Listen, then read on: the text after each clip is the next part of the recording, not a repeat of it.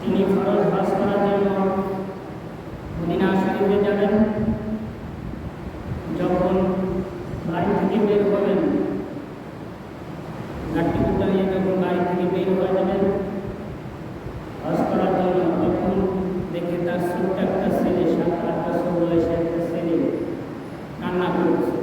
বলতেছে, বাবা তুমি কেন কান্না করো?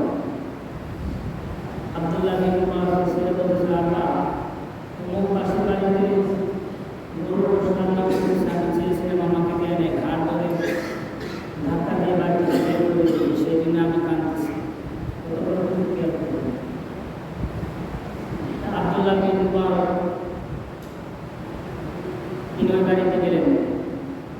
বাড়িতে ঢোকার আগে আসসালামু আলাইকুম ইয়া আহলাল বাইত, আসসালামু আলাইকুম ইয়া আহলাল বাইত, ঘরের মধ্যে কে আসলো সালাম দিচ্ছেন আব্দুল্লাহ বিন উমর। বাড়ি থেকে একজন পুরুষ বের হয়ে আসেন, বলতেছে আব্দুল্লাহ বিন উমর, হুজুর আপনি আমার বাড়িতে এত বড় একজন আলেম আমার বাড়িতে কি জন্য আসছেন বলেন? বলতেছেন এই বাচ্চাটা কি তোমার বাড়িতে এসেছিল? তো ওই লোকটা বলতেছে, যে গরু এসেছিল। তোমার বাড়িতে গরু গোশ রান্না করতেছে? বলতেছে, হ্যাঁ গরু গোশ রান্না করতেছে। তাহলে আমার ছেলেকে না দিয়ে ঘাট ধাক্কা ধরে কেন বাইর করে দিয়েছে?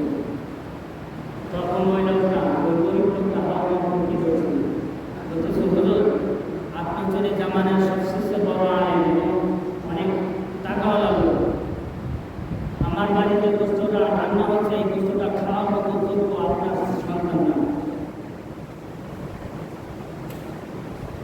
ওই কারণ তখন ওই লোকটা বলতেছে, দেখেন আজ থেকে আমরা কয়েকদিন থেকে অনাহারে আছি, কয়েকদিন থেকে অনাহারে আছে, আমার বাড়ির চুলা থেকে কোনো রান্না হচ্ছে না।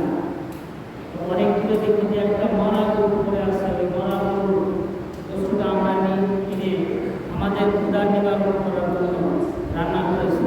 সুতরাং এই মরা গরু গোস্ত আপনার পরিবারের খাওয়া যায়, বুঝতে পারছেন? সুতরাং মরা গরুর গোস্ত আপনাদের পরিবারের খাওয়া যায় যাবে না, বিদায় আপনার ছেলে যাচ্ছিল না, যার কারণে আমি তাকে ঘাট ধরে ধাক্কা দিয়ে বের করে দিয়েছি। তখন আব্দুল্লাহ বিন উমর মনে মনে ভাবতেছেন যে এই লোকটা তাহলে তো অনেক গরিব, যদিও সমাজে প্রকাশ পায় না, হয়তো তার চলনের পোশাক আশাকে দেখা যায় অনেক, সে অনেক বিত্তশালী লোক, কিন্তু তার ভিতরে অনেক ধরনের সমস্যা থাকতেই পারে, কি বলে? তখন আব্দুল্লাহ বিন উমর দৌড়ে বাড়িতে গিয়ে ওই হজ করার টাকা, যত টাকা ছিল, এই গরিব লোকটার হাতে তুলে দিয়ে বলেন, যা আমি ফরজ হজ করেছি, উমরা করার জন্য যাচ্ছিলাম, উমরা করার জন্য যাচ্ছিলাম, আমার এলাকার মধ্যে যে তুমি এরকম অসহায় আসা আমি জানি না, এই যে টাকাটা উমরা করার টাকাটা পুরোটাই আমি তোমাকে দিয়ে দিলাম। সুবহানাল্লাহ, আর একটু ভিতরে বলেন সুবহানাল্লাহ। আব্দুল্লাহ বিন উমর বললেন, আমার এলাকার মধ্যে তুমি অসহায় আছো, সেই জন্য কাল কিয়ামতের ময়দানে আল্লাহ রব্বুল আলামিনের কাঠ করে আমাকে দান করেন না, কারণ আমি আপনাকে কোনো প্রশ্ন নিতে পারি নাই, আমি হজ করে যাচ্ছিলাম, হজ করার জন্য মদিনা মুনাওয়ারাতে যাচ্ছিলাম। সুতরাং আপনি আমাকে মাফ করে দিয়ে এই টাকাটা দিয়ে আপনি পুরোটাই ব্যবসা করবেন, এই টাকা আর আমার কোনোদিন ফেরত দিতে হবে না। আব্দুল্লাহ বিন মুবারক টাকাটা দিয়ে গরিব মানুষের টাকাটা হাতে হাতে দিয়ে চলে আসলেন। হজের মৌসুম শেষ, কয়েকদিন পরে আব্দুল্লাহ বিন মুবারকের এক বন্ধু এসে বলতেছেন যে আব্দুল্লাহ বিন মুবারক কি হজ থেকে কবে আসেন? আব্দুল্লাহ বিন মুবারক বলতেছে কই আমি তো এবার হজে যাইনি, আমি তো এবার হজে যাইনি। বন্ধু বন্ধু একটু শয়তানি বা মশকরা করতেই পারে, কি বলেন?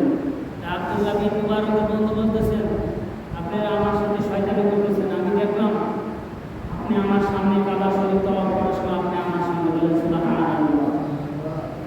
সাফা মারা যখন সাই করলাম, দৌড়দৌড় করলাম, তখন দেখলাম আপনি আমার সামনে দৌড়দৌড় করতেছেন। আপনি আবার কিভাবে বলেন যে আপনি হজ করতে যান নাই? তখন আব্দুল্লাহ বিন মুবারক সমস্ত কিছু ঘটনায় এই তার বন্ধুর কাছে বলে বললেন। আব্দুল্লাহ বিন মুবারক ওই দিন রাত্রে ঘুমের ভিতরে স্বপ্নে দেখেন আল্লাহ পাক রব্বুল আলামিন স্বপ্ন দেখাচ্ছেন, হে আব্দুল্লাহ বিন মুবারক, তুমি হজ করো না ঠিক আছে, তোমার হজের টাকা দিয়ে তোমার প্রতিবেশী একজনের খোঁজ দিয়েছিলে। এই প্রতিবেশী অনেক অবস্থা খারাপ ছিল, অনেক গরিব ছিল, যার কারণে তোমার এই টাকাটা তার হাতে তুলে দিয়েছিলেন। আল্লাহ পাক রব্বুল আলামিন তোমার পক্ষ থেকে একজন ফেরেশতা তোমাকে বানিয়ে হজের যত আহকাম বিধিবিধান ছিল এই ফেরেশতা দিয়ে তোমাকে করেছেন, বলেন সুবহানাল্লাহ। তাহলে বোঝা গেল কি এই লোকটা হজে না গিয়ে হজ করালেন তাকে দিয়ে, ফেরেশতা দিয়ে আল্লাহ পাক রব্বুল আলামিন তাকে হজ করালেন। উদ্দেশ্য ছিল কি হজ করার জন্য সে বাড়ি থেকে বের হয়ে যাবে, কিন্তু হজে না গিয়ে তার এই হজের টাকাটা পুরাটাই গরিব লোকটাকে দিয়ে দিলেন। আল্লাহ পাক রব্বুল আলামিন এই লোকটার পক্ষ থেকে আব্দুল্লাহ বিন মুবারকের পক্ষ থেকে একজন ফেরেশতা আব্দুল্লাহ বিন মুবারকের মুখ হয়ে তাকে হজ পালন করালেন, সুবহানাল্লাহ।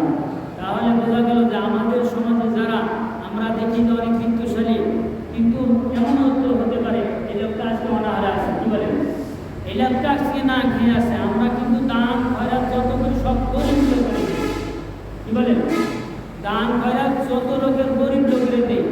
গরিব লোক যে কোনো এক জায়গায় যদি মেম্বার চেয়ারম্যান যদি কোনো কিছু দিয়ে থাকেন, গরিব একজন লোক এখানে সিরিয়াল করে 1 কেজি চাউল বা 5 কেজি চাউল নেওয়ার মতো তার কি আছে, এবিলিটি আছে, তার কি বলে পারে না সে দাঁড়িয়ে।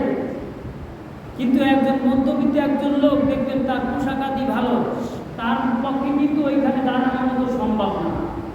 সেই জন্য আল্লাহর হাবিব সাল্লাল্লাহু আলাইহি ওয়াসাল্লাম বলেন তোমরা যদি দান করো, আগে দান করার আগে তোমার এলাকায় দেখো এই ধরনের লোক কে আছে যে তোমার কাছে হাত পাততে পারতেছে না, এই লোকটাকে তুমি গোপনে গোপনে দান করবে, সুবহানাল্লাহ। দেখবেন আপনি দিবেন তারপরেও লোকটা নিতে চাবে না, যদি অসহায় থাকে, কি বলেন? অসহায় যদি থাকেও তারপরে এই লোকটা নিতে চাবে না, কিন্তু আপনাকে উচিত তাকে জোর করে দেওয়া। কারণ সেই লোকটা যদি সহজে যদি নিতই তাহলে আপনার কাছে হাত পেতেই নিত, কি বলেন? যে আমার পরিবার আজকে না খেয়ে আছে 3 দিন ধরে, আমাকে 5 কেজি চাউল দেন। সে যদি সহজে যদি চেয়ে নিত আর আপনি দেওয়ার সাথে সাথে যদি নিয়েই নিত, তাহলে কিন্তু আপনার কাছে এই লোকটা চেয়ে বসবে, কি বলেন? ঠিক কিনা? সেই জন্য আমাদের উচিত যে এলাকার ভিতরে দেখা গেল যে খুব ভালোভাবে চলাফেরা করতেছে, পোশাক আদি ভালো, খালি পোশাক আদি ভালো থাকলেই যে সে কিন্তু ভালো না, তার ভিতরগত অবস্থা খারাপ হতেই পারে, কি বলেন?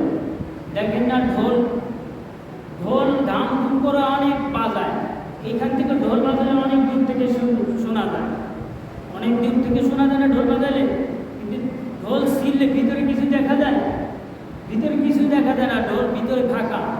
কিছু কিছু মানুষ আছে ওরা পোশাক আদি অনেক ভালো, অনেক পরিচ্ছন্ন পোশাক পরে, কিন্তু ভিতরে ভিতরে ঢুকলে দেখা যায় এই লোকটার হাড়িতে চাউল নাই, কি বলেন? ঠিক কিনা? সেই জন্য আমাদের উচিত এই লোকটা এই পরিবারের খোঁজ খবর না, ইনশাআল্লাহ আমরা পারবো না, সবাই বলে ইনশাআল্লাহ। যাই হোক, আমাদের যদিও আলোচনার কি ছিল কুরবানিতে, তো আমাদের কুরবানির মৌসুম শেষ, কুরবানির দিনও শেষ। আজকে হচ্ছে জিলহজ মাসের 14 তারিখ, কুরবানির দিন শেষ। যাই হোক, আমাদের কুরবানি আল্লাহ পাক রব্বুল আলামিন আমরা যারা কুরবানি দিয়েছি আমাদের পক্ষ থেকে আল্লাহ পাক রব্বুল আলামিন যেন কবুল করেন, সবাই বলে আমিন। হযরত মা আয়েশা সিদ্দিকা রাদিয়াল্লাহু তাআলা বলতেছেন, হে আল্লাহর পয়গম্বর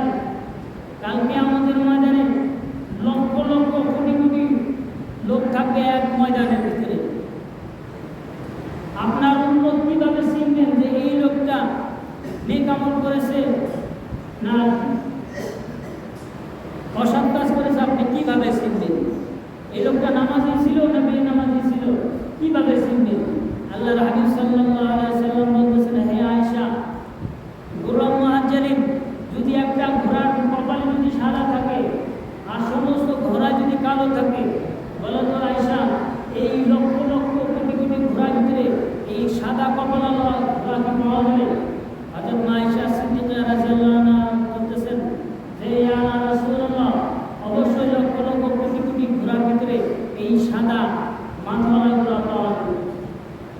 আল্লাহ রাসূল সাল্লাল্লাহু আলাইহি ওয়াসাল্লাম বলেছেন কাল কিয়ামতের ময়দানে ঠিক ওইভাবে আমি চিনি নেব, কিয়ামতের ময়দানে আমি ওই লোকটাকে আমি ওইভাবে চিনি নেব যারা দুনিয়া থেকে ওযুর সময় যেমন আমরা ওযু করে অঙ্গ প্রত্যঙ্গ ধুই, কাল কিয়ামতের ময়দানে যে ব্যক্তি নামাজের জন্য অঙ্গ প্রত্যঙ্গ অর্থাৎ ওযু করেছিল, কাল কিয়ামতের ময়দানে এই অঙ্গ প্রত্যঙ্গগুলো নূরের মতো ঝকমক করতে থাকবে। বলেন সুবহানাল্লাহ।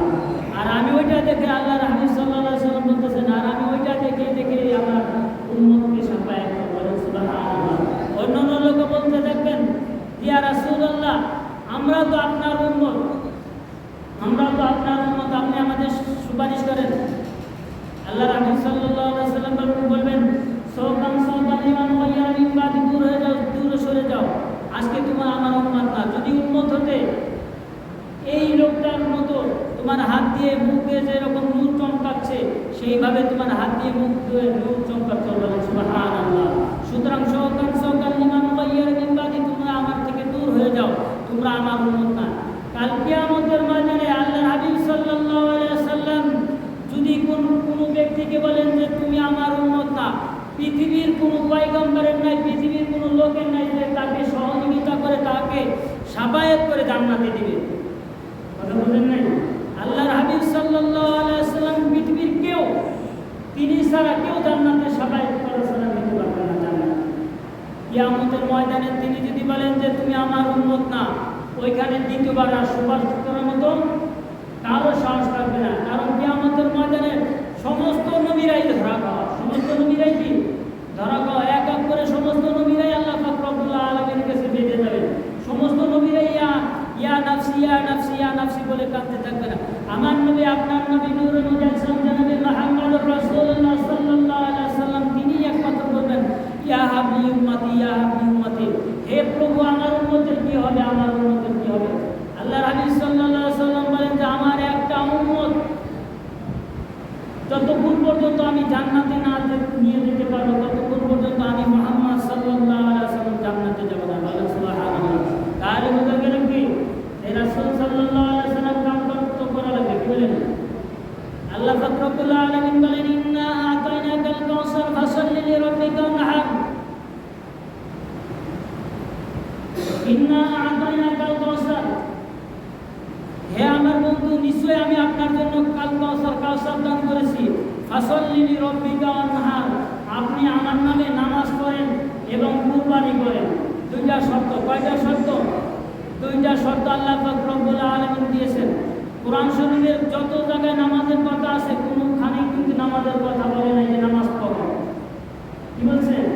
সব জায়গায় নামাজ কায়েমের কথা বলেছেন, কিন্তু সূরা কাউসারের ভিতরে আল্লাহ পাক রব্বুল আলামিন বলতেছেন ফাসাল্লি লিরাব্বিকা ওয়ানহার, ফাসাল্লি নামাজ পড়ো, রব্বিকা ওয়ানহার তোমার প্রভুর নামে কুরবানি করো, দহন করো। কুরবানিটা কি? গরু কুরবানি করা, ছাগল কুরবানি দাও, কুরবানি না। নিজেকে সমস্ত কিছু বিলীন করে দিয়ে রাসূল সাল্লাল্লাহু